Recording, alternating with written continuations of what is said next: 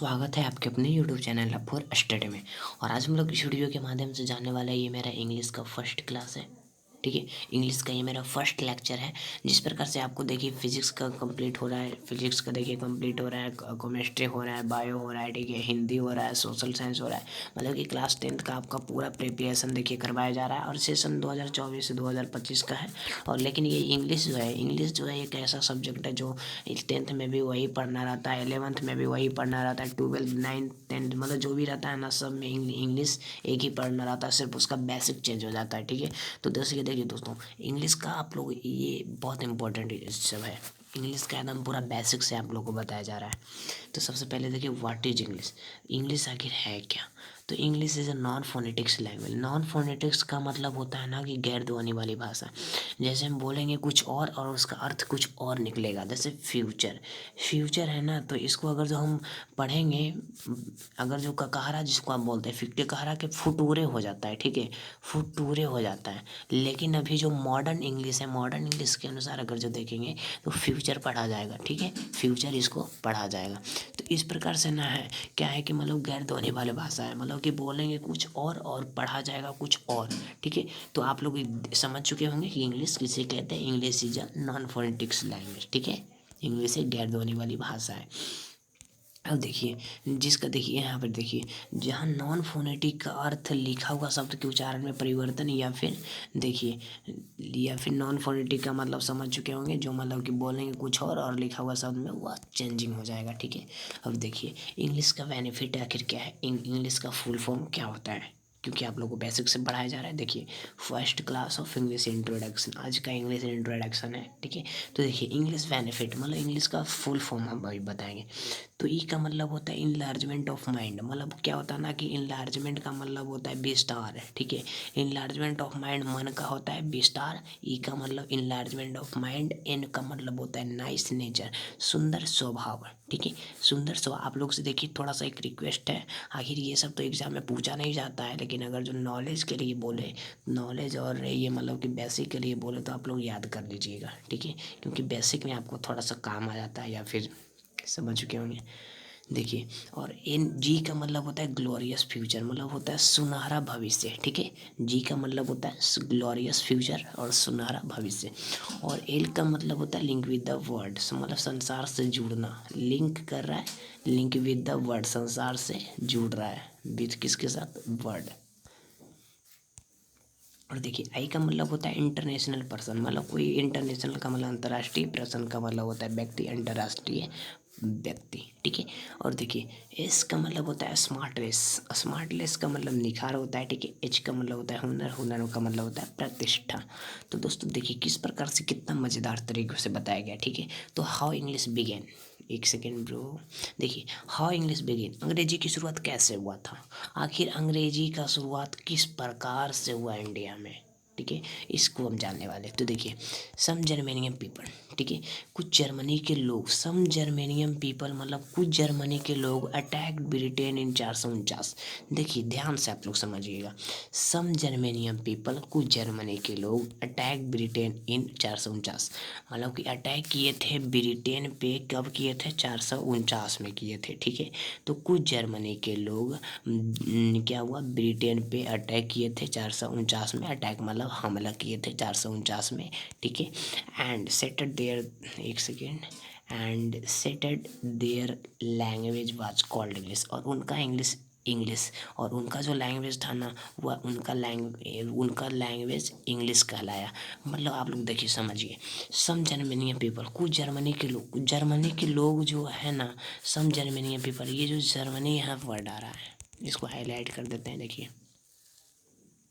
यहाँ पे आपके सामने ये जो जर्मनी आ रहा है, ठीक है, इनका लैंग्वेज क्या था, इंग्लिश था, इनका लैंग्वेज इंग्लिश था।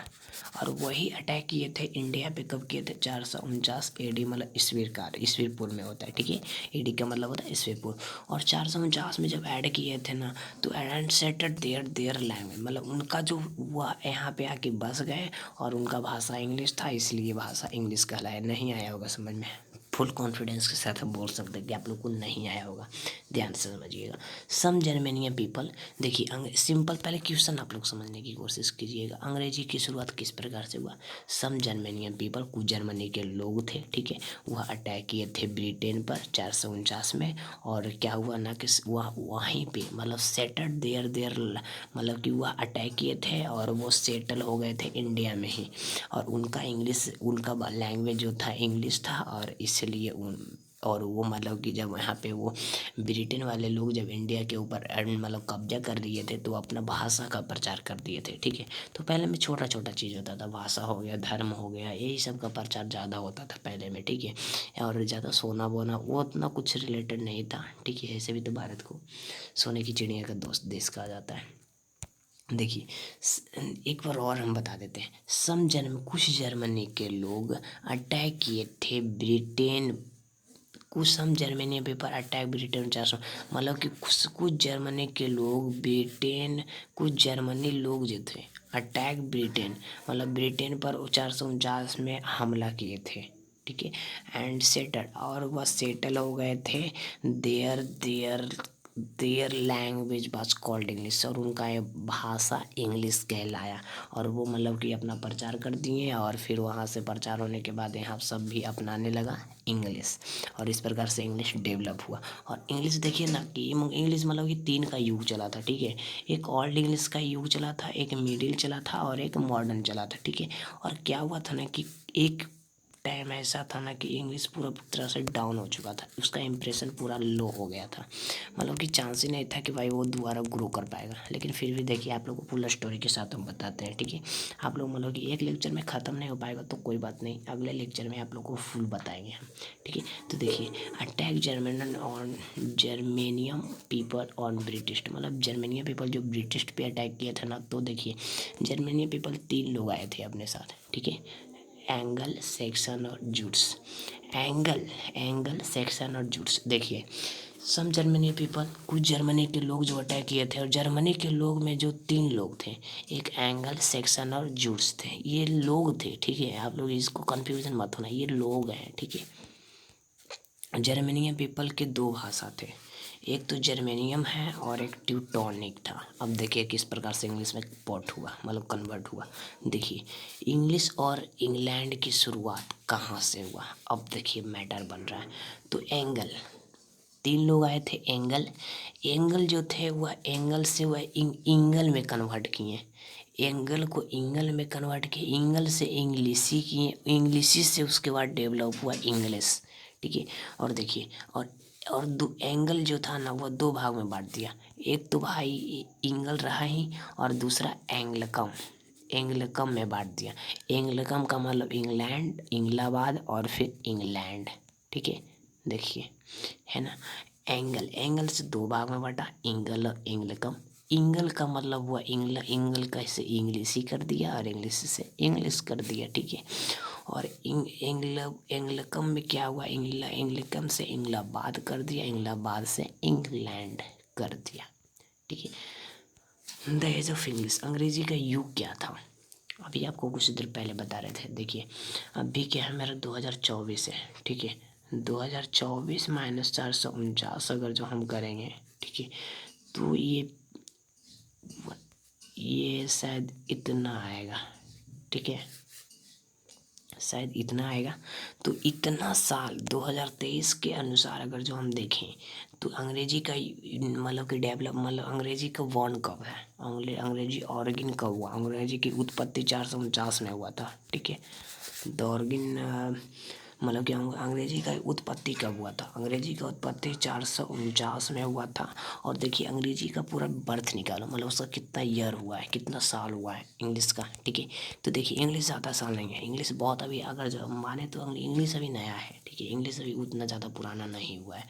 तो देखिए 2023 में हम 449 को घटा देंगे ना तो 1574 आया, ठीक है। और 1574 का मतलब हुआ ये 1574 वर्ष हो रहा है इंडिया पे आए हुए इंग्लिश को। तो इंग्लिश का युग 1574 वर्ष पुराना है, ठीक है। और देखिए इंग्लिश इज़ मतलब इंग्लिश जो है ना वह छोटा है। English much then Sanskrit, Latin, Greek, Persian. मतलब ये जो संस्कृत, लैटिन सारा से छोटा है कौन चीज़? इंग्लिश। इंग्लिश जो है सबसे छोटा है। और देखिए संस्कृत, लैटिन। तो आज का लेक्चर बस यहीं तक था। और इंग्लिश का एक छोटा सा मतलब कि अगर जो बोले तो एक बेसिक के अकॉर्डिंग हम आप लोग को लाए थे इंट्रोडक्शन दिखाने के लिए। अब इसका मतलब कि सीरीज जो स्टार्ट हो जाएगा, मतलब कि आगे लेक्चर स्टार्ट होगा वो कल से लेक्चर नंबर 1 स्टार्ट होगा। ठीक है, उसके बाद लेक्चर नंबर 2। और एक पता आप लोग को बता देते हैं कि साइंस में जो है ना फिजिक्स का 2 चैप्टर ख़त्म हो चुका है। केमिस्ट्री का पहला चैप्टर स्टार्ट है।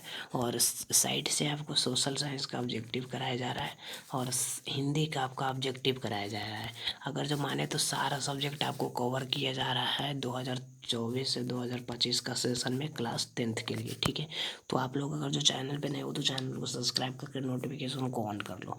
और सबसे इस चैनल की सबसे बड़ी खासियत बात है कि इस चैनल का सबसे छोटा छोटा वीडियो रहता है। ठीक है, या तो 20 मिनट या फिर 13 मिनट या 18 मिनट, इतना छोटा छोटा वीडियो रहता है। इतना छोटा छोटा वीडियो के माध्यम से आपको पूरा 10th का सिलेबस कंप्लीट कराने की गारंटी लेते हैं। ठीक है, तो दोस्तों आपको किसी प्रकार का कोई भी प्रॉब्लम नहीं होगा अगर जो आप इसके ऊपर डिपेंड है तो। ठीक है, तो दोस्तों मिलते हैं नेक्स्ट वीडियो में, तब तक के लिए जय हिंद।